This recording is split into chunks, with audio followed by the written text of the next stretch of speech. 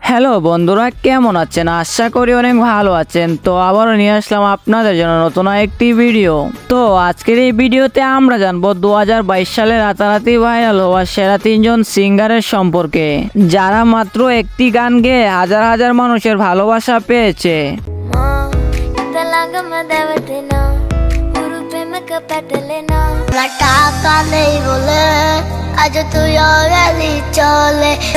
হাতের বালা থাকে যদি সিটি কলেছেন দিয়ে যাবেন।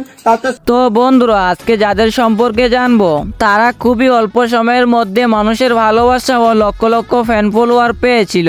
তো চলুন একটি লাইক দিয়ে আজকের ভিডিও শুরু করা যাক। এই সময় কম, শুরু করো।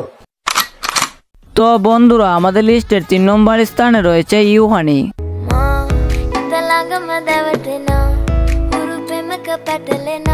এই গানটি হলো 2022 সালের সব থেকে আলোচিত একটি গান। এই গানটির অর্থ যাই হোক না কেন, গানটি শুনতে অনেক ভালো লাগে।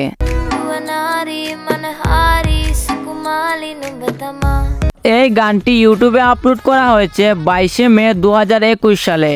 আর বর্তমানে ইউটিউবে এই গানটির ভিউ রয়েছে প্রায় 250 মিলিয়নের মতো। এই গানটি 2021 সালে আপলোড করা হয়, কিন্তু গানটি ভাইরাল হয় 2022 সালে। আর মূলত এই গানটি গাওয়ার পরে ইউহানি অনেক ফেমাস হয়ে যায়।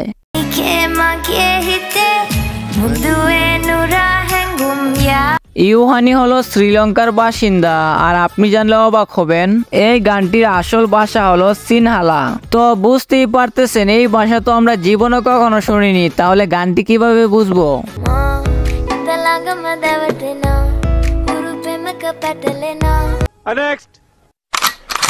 তো যাই হোক, এরপর আমাদের লিস্টের 2 নম্বর স্থানে রয়েছে ভুবন বাদ্যকর। হাতের বালা থাকে যদি সিটি কলেছেন দিয়ে যাবেন। তো আপনারা জানেন, ভুবন বাদ্যকর অত্যন্ত গরিব পরিবার থেকে বিলং করেন। তিনি তাদের গ্রামে গান গাইতে গাইতে কাঁচা বাদাম বিক্রি করতেন।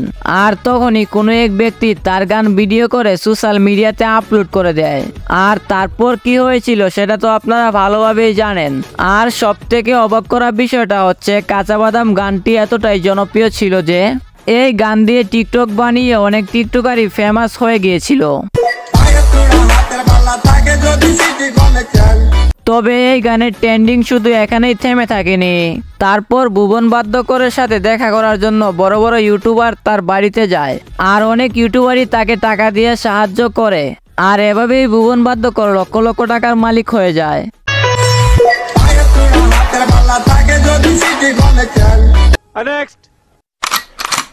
সো এরপর আমাদের লিস্টের 1 নম্বর স্থানে রয়েছে বাংলাদেশের শিশু শিল্পী সুমাইয়া।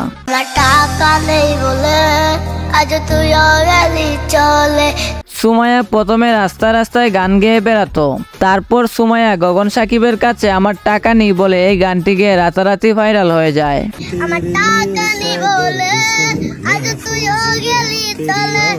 এরপর সুমাইয়া গগন সাকিবের সাথে অনেক গানই গেয়েছে, এমনকি সুমাইয়া বর্তমানেও গগন সাকিবের সাথে কাজ করে।